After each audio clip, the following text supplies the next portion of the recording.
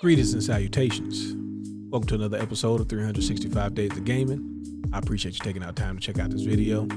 You already know what to do. Much appreciated in advance.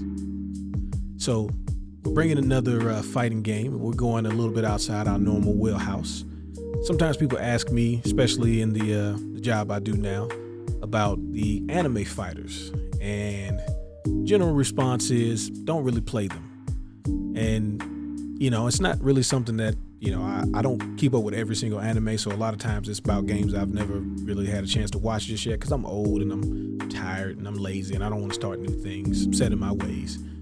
But there was a particular anime fighter back in the day that we did play a whole lot of. And it was based on an anime that I never really even watched. I only really played the game and watched like the first little bit of it. So it's from the Naruto series, and it's the Naruto Clash of Ninja 2 for the Gamecube. Now, that game was really cool because one, it introduced me to Naruto because I wasn't, the biggest fan. Still not the greatest fan, but I do appreciate what it's done for the popularity of anime as a whole. I really like the fact that people have their version of what I consider my Dragon Ball Z. So like for a lot of people, Naruto is their Dragon Ball Z. So that's really cool. But this game in particular was during a time with me and two of my best friends. So it's me, Ronnie, and Steven. And, they liked Naruto, especially Steven. He likes the character Naruto because he's a pro tag fan. And then, of course, Ronnie would like Sasuke because he's the dark brooding type, right? And so that's pretty much where it came in. And this game, obviously, it's not a tournament level fighter. There's a lot of imbalance issues, but who cares? You can do 4-player fights. And it's an anime style fighter, so it's about fun. It's about picking your favorite characters from the show and having at it.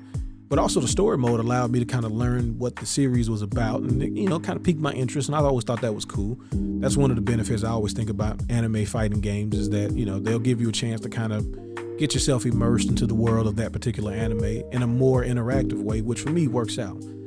The other thing was I always thought this game looked amazing. Now it's pretty much standard that the anime games look like, pretty much the shows. But back then we didn't really have a lot of success with anime based fighters. Like the Yu Yu Hakusho game, as much as I liked it, it wasn't really that good. And then we had the Budokai games for Dragon Ball Z, which, nostalgia purposes, they're fine. But as far as accurately representing what you did in the actual show, it wasn't a great representation of that, but it's what we had. And so I always thought this game was a really good way to showcase what that show was about. All of the maneuvering, the disappearing, the replacement jutsus and all that stuff was really cool. And also it had one of my favorite characters to play in a fighting game was Shikamaru, because he just seemed to have the perfect toolkit for everything. You could change how you disappeared, and and there's a lot of people in this game like that. Like Rock Lee is a really good character in this game just because, he's got hands. He's got hands and feet, and he's really good at it. And in a straight fight, he's hard to deal with. He's coming from every angle, Gaara's, unnecessarily strong. There's really not a bad character in this game. And that's the other thing that I liked about, this game is there's just not a bad character. There's pretty much, it's based on how good you are.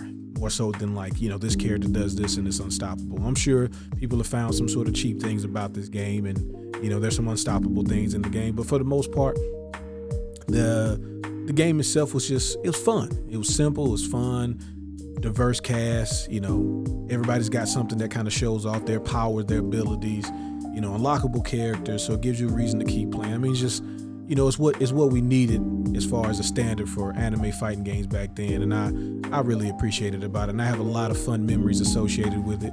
Now, the game technically can be 4 players, but a lot of times it was only 3 of us, which was kind of a theme, and so it would basically turn into who was getting jumped. And I know that's kind of messed up, but hey man, it is what it is. So my thing was always to try to not make anybody mad until it was a one-on-one fight. So I would kind of oh man, he came from behind on you and kind of back out the way. And Ronnie and Steven really didn't pick up on that as much as I would like, So I kind of snuck in some wins I probably shouldn't have got. Plus I always felt like Ronnie was gunning for Steven anyway.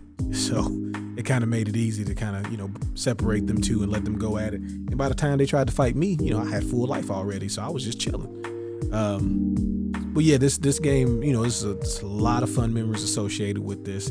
And again, I'm not the biggest, like I like a lot of animes, but a lot of the animes I like don't have games, or don't have games that come out in America, and I'm not a import person. So this was one of those chances for me to get introduced to an anime through a game, and I really enjoyed it. And you know, even if I haven't watched all of Naruto, I'm a fan of the series just based on the game alone. And so I wanted to, you know, show my appreciation and thanks to this game for giving me some good times. So if you played this game, who is your favorite character? And if it's not Shikamaru, you know, you're wrong, but that's okay. But I'd like to hear from you about some memories, especially if you got some 4-player, you know, chaotic battle memories. I'd love to hear those. So I appreciate you checking out the video. Y'all have fun. Y'all be safe. Peace.